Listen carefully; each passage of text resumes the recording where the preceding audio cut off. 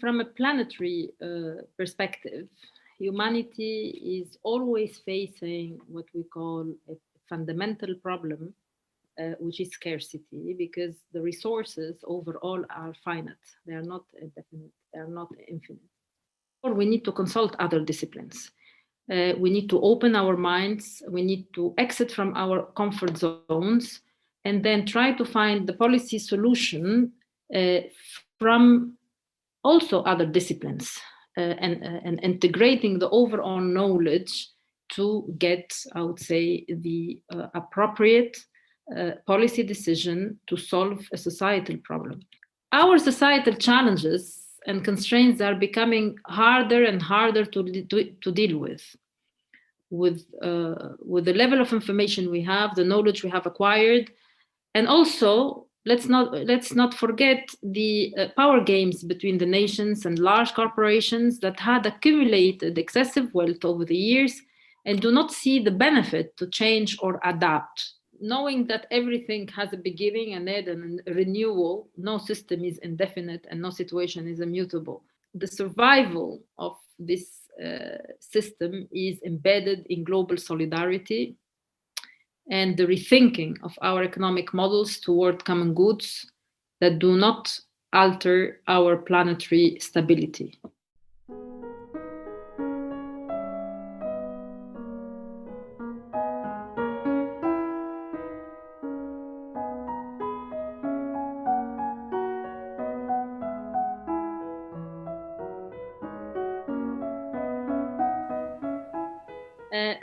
Hi, everybody. Thank you very much for this interview. So let me start by the very important question. If I take the simple terms, economics, in fact, gives one perspective to understand the complex world we are living in. From a planetary perspective, humanity is always facing what we call a fundamental problem, which is scarcity, because the resources overall are finite. They are not indefinite, they are not infinite. Scarcity of resources, which are natural resources, for example, energy, water, air, financial, land, labor, human, information, knowledge, and time. For all these resources are very scarce, and then we need to, by construction, there is a limited supply. So scarcity means that we all want some goods and services and resources to continue living. And at a given point in time, supply is expected to be lower than the demand. And obviously there is a price for everything, but not yet for clean air and water rain, for example. Now, the importance of economic also lies in the understanding of the problem of this scarcity and how to solve equations such, for example, how to provide food, housing, healthcare, pensions, energy, transport, education, jobs for all, and taking also into account all types of vulnerabilities of our societies nowadays and even before, and the level of development, considering the different cycles and societal challenges we are confronted with. So basically, if we think about it, economics is central to our lives. Now, from this perspective, also economics tries to allow us to better understand how people, societies, and governments use resources, how to make economic decisions and respond to incentives, and to the conditions underlying the whole structures and so on. But then again, economics, it's also social science and humanities as well. So it's really within this overall discipline. So it's centered on human and on people. But then we need to think of something quite important here, is that economic agents, stated previously, as I mentioned before, suffer from the asymmetry of information. And sometimes also there is the whole concept of adverse selection. So they simply lack the perfect information and also knowledge to make the optimal decisions and produce the best outcomes. So this is what I call part of the, what we call it, the bounded rationality principles. Now, which limits the rationalities of all economic agents in their decisions making and so on, because of the limitation of this information, as I mentioned before, the lack of knowledge, and also the time available to them to make the right decisions, without also forgetting what I call the brain cognitive capacity, because sometimes you are bounded by certain factors, which I call them, noise factors, which drives you away from the optimal decision making and so on. So contrary to what the myth of economic models is, that agents are rational and act to maximize their utility. Now, despite the inherent weaknesses of the economics discipline, we cannot deny the fact that as a discipline, it really tried to provide information, knowledge, tools to make much more informed decision, much more informed than before probably, using data, evidence, developing specific models, framework to make legitimate predictions. And it allowed us to improve our understanding about trends, interpret, for example, headlines, and provide essential knowledge to make decisions. Sometimes those decisions, they ended up to be bad, but at least, you had some frameworks and you had some models to do that. So let me say something here is that economics alone as a discipline is not enough to assess the level of complexity we are living in, and also under asymmetry of information. And this asymmetry of information is bounding really the rationality for decision making and so on. So silos between disciplines, like for example, with political science, sociology, social psychology, and other disciplines in hard science and so on, must be overcome to bring to light more information and knowledge innovation necessary to understand the current challenges of our societies are facing globally and essential to make better decisions. So as I say, yes, it matters, but it's not enough.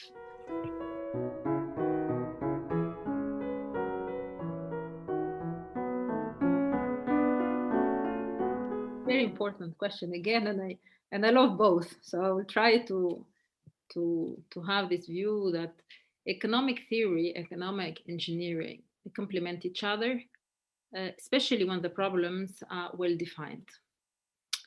So for me, that economic theory can be seen as the cement for economic engineering, particularly for certain specific economic problems. Now, economic theory sometimes, yes, it's all known by economists and within the economic discipline, is it attempts in a way to simplify the reality as much as possible to be able to understand it. But then the problem of simplification is that you are completely anchored into that model and you are unable to see the reality. And then when you apply that model to the reality, unfortunately, is not applicable. Now, for me, most important here is when you define the problem and the model is well designed, logically designed, then some useful insights are generated. But this is not sufficient condition. There are problems and phenomena that economic theory alone cannot grasp, particularly when the human behaviors is uncertain, when the human behavior is uncertain and changing. In my view, no theoretical model can provide a complete view on the reality. This is because the theoretical economics tend to simplify too much the societal situation and challenges. But then, as I mentioned, it can bring the basis for the thinking forward and the application in the real situation. Now, of course, if we look at our reality is very complex, and it's with the globalization, with all the interaction between phenomena and so on, it becomes more complicated to find the appropriate solution to everything. And this is why there are those what we call the trade-offs. So when you abstract too much in terms of the theoretical framework, then sometimes you don't see the complex problem, you simplify it in one equation or maybe two equations, and then the reality is not like this. Now, also, there is one aspect which I mentioned previously in what you asked me, is that the asymmetry of information discussed leads to generally poor understanding of what's going on. Why? Because you look at it from one single perspective, and obviously to poor decision making, and then to bad public policies generally. And this comes here the role of economic engineering. Now, to adapt the learning of the theory. So then, yes, take the theory as a basis and try to adapt it based on what the ground is telling you. Accept also that the model design can be flawed, where information is asymmetric, of course, because over time you are trying to get further information from the ground. And then to find the policy recipe, I call it the policy recipe, that coincides in real world situation, but you need to be monitor this. You need to monitor this every day, and hence at the end fit to the purpose to solve the problem of the policy and the challenge that you are facing. Now, also, as I mentioned before, we need to consult other disciplines. We need to open our minds. We need to exit from our comfort zones and then try to find the policy solution from also other disciplines and integrating the overall knowledge to get, I would say, the appropriate policy decision to solve a societal problem. So let me take a simple example. An example where we're living today is the case of COVID-19. Economics discipline, in my view, might not be or might not have played a chief role to solve, to part of the solution in reality. Virologists, medical doctors, and other disciplines have been at the forefront of the policy decisions to reduce the incidence of the pandemic and to save lives.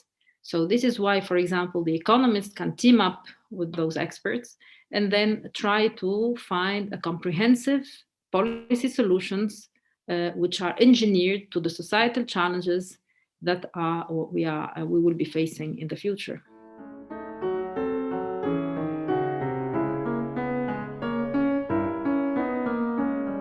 Very important, another very important question, and I took the time to think about it. I went, first of all, I said, what is common good? Concept-wise, and I went to dig a bit into the history. And it was actually firstly introduced by the ancient Greek Aristotle. So the common good is constituted in the good of individuals, human prosperity and fulfillment of purpose. If we go into that logic, philosophical logic of Aristotle. Now, a contemporary usage of this concept, rooted in this specific philosophy, which I quote here, refers to a good proper to and attainable only by the community, yet individually shared by its members. Very interesting. And the concept is very clear. Sharing of the benefit by the community, yet individually by each member. So each member will benefit. Now, it is not by a group of members or a category of members. And I think this is quite powerful in my view, if we go back to the root of it. Today, the benefit of global growth, which we have benefited of, in a certain way, not everybody, especially if I take, for example, from the post-Washington consensus, is shared by group, not by the planetary community, so not by the planet. Today, evidence shows, and of course, it's known by all the international organizations and by all the research that has been done, is that there is racial inequality, there is higher poverty in some pockets, vulnerabilities, pocket wars and displacement in many parts of the world. So it means that the common good principle at the planetary level, it's not fulfilled. Why? That's my big question. I don't know. Now, the role of economics here, and one branch of it, which is finance, is to serve the society and the community and to pay attention to the new constraints that we're living. Environment, climate change, for example, it's a very key aspect that economics needs to look at very carefully. To create and sustain common good to be shared by all of us, this need did not happen, and on the contrary, common good became, in a way, private groupings good, taking informational, technological, financial, and other advantages to their own benefit and interest. Now, I'm fond of Jean Tirole, who is a Nobel Prize of Economics, who wrote a fantastic book on specifically this topic, on common good. And he believes that markets can and must incorporate morality aspects. Let me dig a bit into this to better understand the concept, because I think he really went through his very interesting book about this specific topic. Now, what he said, he recognized the vast benefit of free market economy, but also warns against the danger of abuse, particularly in sectors like healthcare, employee incentives, and up to trafficking of humans and organs. Now, I agree with his view that common good, it's our collective aspiration of the society. And this is also very close to the historical concept as it was. Now, economics must do what we want to make out of it. To understand the common good, economics must answer to, and I quote from him again, in what social systems we would like to live in, and what society would be most beneficial to anyone to pursue these aspirations. And he continues to argue, and I quote, the duty of an academic, economist, for example, being an economist, or as I mentioned, is to advance knowledge, but also must collectively aim to make the world a better place. I think this is very important. But the problem here of this specific wish is whether they can or they have to overcome what I call this bounded rationality. They have to overcome the asymmetry and adverse selection problem, and also the incentive structure that we have in our economies and societies. That sometimes, well, not sometimes, mainly, most of the times are one-sided without regards to the cost entailed. So why, for example, when we know that there is cost for our planet, for example, when we overgrow certain activities and so on, why we just don't stop it? And this is what it's very difficult to understand. So let me take again one another example, the COVID-19. COVID-19 pandemic has shocked us, has shocked the planet, and we are still living in it. And then it shocked our economies, shocked our behaviors, it shocked our even social way of thinking. And we must ask ourselves, which is the most important common good needed for our societies to prosper? And to go over this. If it is healthcare, why after 1 year there is still a competitive game, competitive race to vaccines, to maximize profit, is it? Why there is no clear universal access to vaccines, which is free for all? So this is a reflection. I'm not finding the answer. Sorry, William.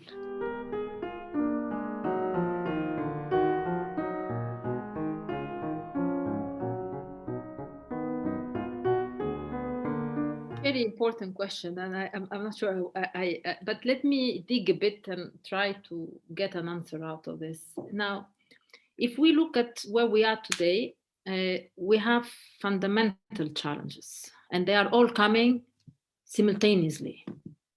And then, if we think broadly, we might believe that we need a collective action. But what is this collective action? At a global level, at a regional level, at a local level.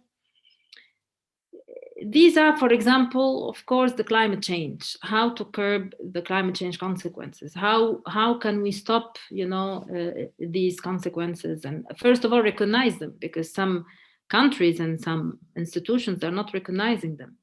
So how to reduce the incidence, for example, of pandemics? I mean, we thought our war against pandemics and against epidemics and all of this is over, but it's not. How technology can benefit our societies and not, on the contrary, make us lose all our jobs and so on. How to find jobs to the coming youth and better integrate women in the labor market. These are all very important societal challenges that we need to think of. Now, our societal challenges and constraints are becoming harder and harder to deal with the level of information we have, the knowledge we have acquired, and also let's not forget the power games between the nations and large corporations that had accumulated excessive wealth over the years and do not see the benefit to change or adapt. And sometimes even they go into what I call a denial philosophy to stay where they are because they are comfortable in where they are. That's the comfort zone. And it's very difficult to take institutions, people, and so on from their comfort zone, which is understandable. This is probably one reason why behind the failure to reach global agreements, like the Paris Agreement, for example, on climate change, and also maybe that's why we are failing in certain way to have free vaccines for all. I mean, and without really having this tension between the countries on who is going to do the best vaccine and use it as an influence or diplomacy type of tool for other countries who do not have access to the vaccine. Anyway, so since the Industrial Revolution, that's many years ago, economic development and prosperity resulted from progress in technology and natural resources. So, okay, we said, very good, let's grow, but then growing at the expense of the planet. Okay, we did it for many years. And then countries producing coal, oil, and gas, they have very much benefited. And for example, I can take, for example, the Gulf countries and other countries. Some countries bought those resources as input to their technologies while polluting and risking the stability of the planet. And then, of course, risking the stability of the planet because of what? Because of the depletion of natural resources and excessive carbon dioxide emissions leading to global warming. This story we know. However, is this era over? And I don't know. Is there are there the premises for this era to be over? I don't know. Is there a global action for this era to over? I don't know. Now, nowadays, we are seeing new technologies which are based on clean energy, like hydrogen technologies, for example, leading to probably cutting those emissions and curbing the consequence of climate change by 2050. Yes, there are pockets of hope. Now, let me go to economics now. Changing economic models, which were based on burning fossil fuels for years, is not a very easy decision to make, especially for policymakers who are, they need to get some, votes and, to learn and so on. In particularly for countries which are in the middle of their development path, and that development path is anchored into this type of models. So that's why it's very difficult. There's a tension there. Economic studies try to quantify the cost of action or inaction and so on. I mean, in terms of based on data, scenarios, economic models, predictions, and so on. Now, I'm not going to go into all of this. I mean, these are all based on certain assumptions, certain scenarios, and so on. But they could do if they are really presenting the evidence in a very, I would say, forceful manner. And it can provide an answer, for example. I mean, these models can provide an answer, obviously supported by the right evidence and the right assessments, and to be addressed and so on. Now, if we think that we would like to cut the emission, the CO2 emission using, for example, an incentive system that is specific, like tax or so on, or for example, this market that has been developed and so on, but it has to be enforced. It has to be enforced, and it has to be applied by many actors, by all the economic agents. And I believe nowadays we need to go a bit further into our thinking to rethink the valuation completely of, for example, the nature-based solutions. I mean, there has been a lot of interesting research coming from different fields and for different disciplines, and economics has been also quite part of it, is to value the nature-based solutions on how their capacity to sequester carbon dioxide. And these are all new and innovative mechanisms that could be further explored and then used as part of the economic models that we are having nowadays.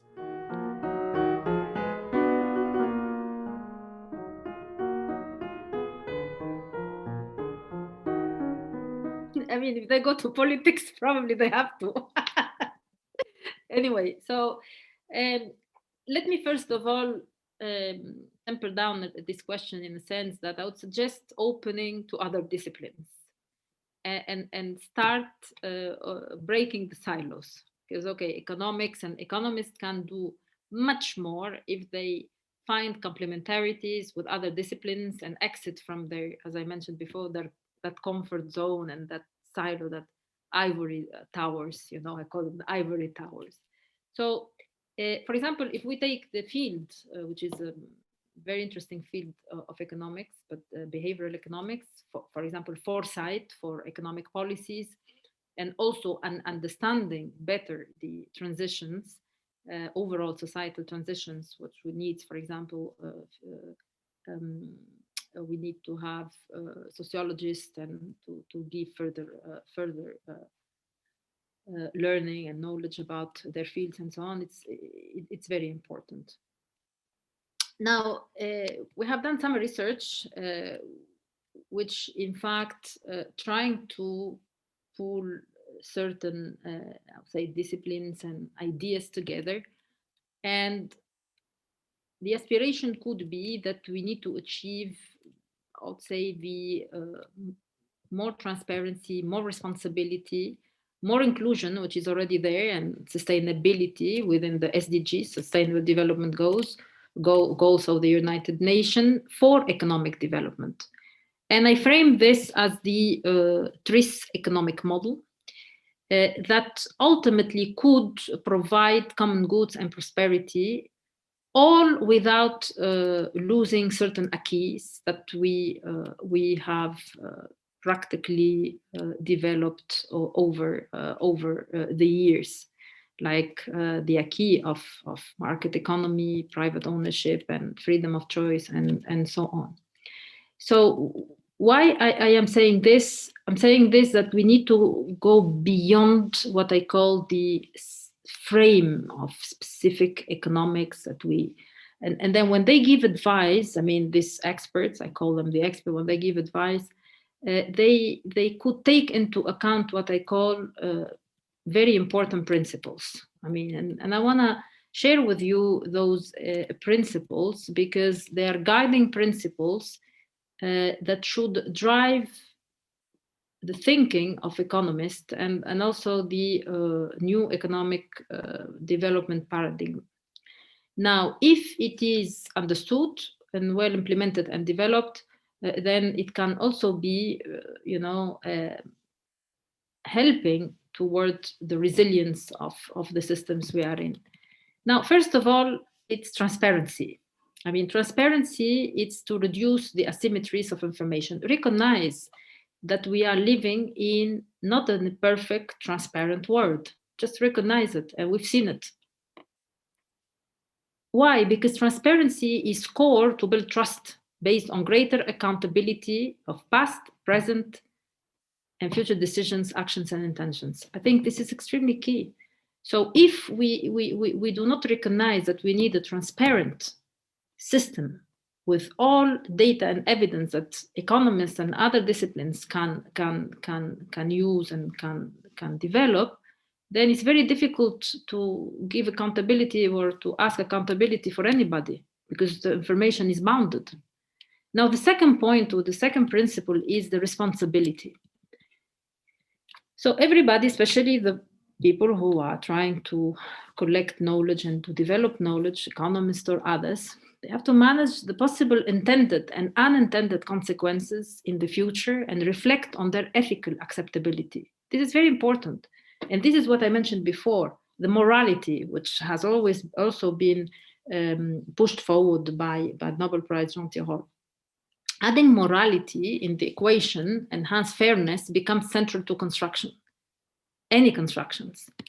The third one, and this is we all know, and the fourth one, inclusiveness and sustainability. Inclusiveness is to take into account what is societally desirable for current generations, and sustainability is what is left for the future generations.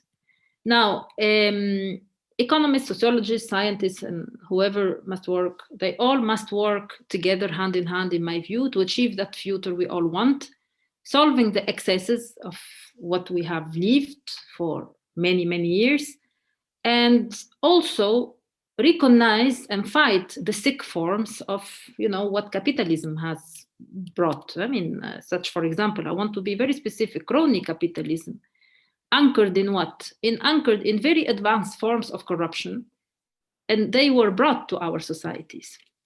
And in my view, for example, corruption must be recognized widely as a crime and reprimanded because it contaminates years of progress and advancement in very clean forms of capitalism, or, I'd say, positive forms of capitalism.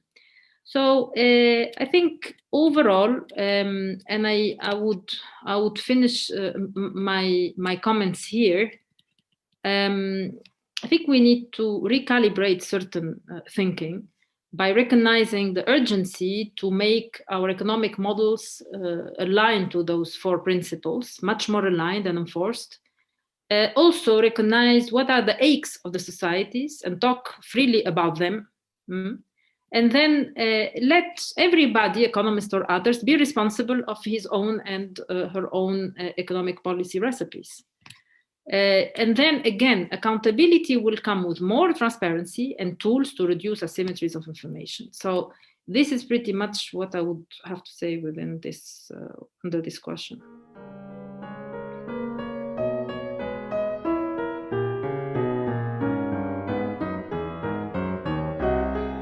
Yeah, capitalism is considered as an economic system anchored in ownership and control, free market economy. Let's start from the start. Self-interest that would lead to the best interest of the society. So the capitalism basic objective also is to make profit, which is a monetary value that serves to continue the process of accumulation of capital. Now, going back to the old modern economics by Adam Smith, and I quote him, it is not from benevolence of the butcher, the brewer, and the baker that we expect our dinner, but from their regard to their own specific interest, end of quote. That is, in fact, to produce, to sell, and to make profit. I think this is key. According to this thinking, it is the rational self-interest that can lead to economic prosperity. And this is okay. I mean, it has managed to do such a thing, but then with certain excesses and of course, leading to many other aspects that have been corrected over time also to a certain extent, sorry. So, for example, if we take what has happened in the Great Depression in the 30s, the advanced capitalist economy suffered widespread unemployment, and then this was corrected afterward by intervention of government via the Keynes model and so on. And here we are, for example, if we look at what is happening in the pandemic, again, it's the same of those same recipes. So if eventually we would like to think of a version of capitalism, which again, of course, we don't want to have crony capitalism at all, but we want to have a capitalist model that is transparent, responsible, inclusive, and sustainable. Those four principles I mentioned before, which could be compliant, and then we could think about it as at risk capitalism. If you ask me what is this at risk capitalism, it becomes an economic system which is anchored in, again, instead of just one specific ownership structure, diverse ownership, business models and control, market economy which is compliant with those principles, and then solidarity that would lead to common goods, which is the collective aspiration of societies, as what Tirol said before. So this capitalism, compliant with these four principles, should create value, not only profit. So go beyond profit. And the capital becomes a large concept of capital that include, for example, but not restricted to natural capital valued, for example, via the capacity of the nature to sequester carbon dioxide. So I mentioned that before. Brain capital that capitalizes on healthy brain and skills, and also knowledge capital, and knowledge economy, and so on. And of course, what we want to have is a way from the extraction from the nature to consume irrelevant goods and services that might be much more costly to the nature and to the society than the benefit that it will provide, and it only provide benefit for a few. So really rethink this capitalism based on these four principles, but then anchored in the pure version of capitalism that we know, all of us, and it has been corrected over the years with different schools of thoughts in economics.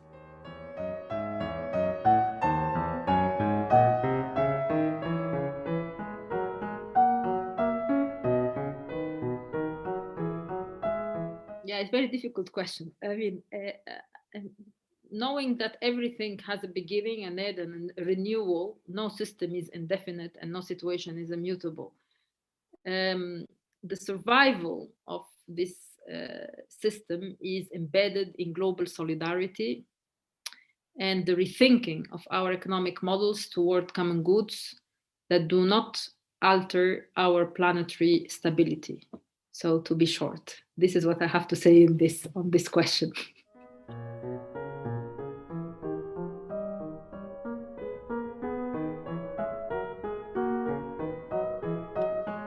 Even much more difficult question. Now, the current system, in my view, whatever this is, because it's very, quite diverse, it is for the moment shocked by COVID-19 global pandemic, which is, in my view, making everybody and every nation and every economic agent rethinking many things. And I think for the moment, there is a kind of different forms of this current system competing for control, attempting to gain, for example, some form of influence and so on. And rethinking also the business models and how to, for example, integrate the digital transition into the business models and so on. So very difficult to know now where we're going. Of course, the game is not over, and we need to continue following the development. Now, my final, I would say, word about capitalism is it must be in a way rethought within capitalism to correct its misfortune and excesses. Not look for another model that could be eventually, or we imagine it would be better, but rather let's think inside the model that has created prosperity, but then problem is it has also created other inequality, sometimes more poverty in some pockets of the world and so on. Now, what what we need probably to think of is to find the right balance. I mean, to understand what are the societal challenges, the transitions we are in, and try to find the right balance to better understand those transitions and so on, and act as much as possible on the consequences and trying to really understand them, as I said, to by more transparency and more information and more multidisciplinarity between different disciplines. So what I demonstrated to what I shared with you today And what I exposed, it's this transparent, responsible, inclusive, and sustainable capitalism. So correcting the capitalism with these four principles, not only those, but you can have others too. And the idea is to produce common goods and services which serves the collective aspirations of our societies toward more prosperity and peace, and to address all the societal transitions that we are in. Many societal transitions, including the green transition, digital transition, social transition, economic transition, and governance transition. And we need to rethink those models in this direction.